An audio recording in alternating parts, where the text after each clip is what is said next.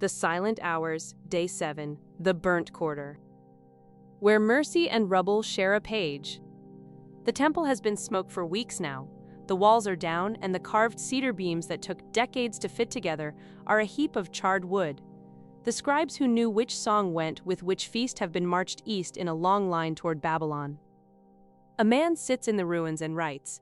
He builds the poem by the alphabet, one stanza for each Hebrew letter, as if keeping to a form might hold the world together. He calls himself only the man who has seen affliction. Tradition names him Jeremiah, but this lament is older than any one author. It belongs to you and me too. He's run out of polite words for what God has done, so he says it plainly. God has driven me into darkness with no light. God has walled me in so I can't escape. God shuts out my prayer. God is a bear waiting to attack, a lion in hiding. The man writes all of this in the wrecked city in alphabetical order, neat as a child's copybook. Then, halfway through, almost without warning, the line turns. Listen. Listen to these words from the book of Lamentations, chapter 3, verses 21 through 23. But this I call to mind, and therefore I have hope. The steadfast love of the Lord never ceases. His mercies never come to an end. They are new every morning. Great is your faithfulness. What the man doesn't say matters just as much. He doesn't say the suffering was for his good. He doesn't say it's over. He doesn't take back the bear and the lion. The lament keeps going after these verses, pages more of grief that never resolves. Look instead at the structure. He's building the whole thing on the alphabet.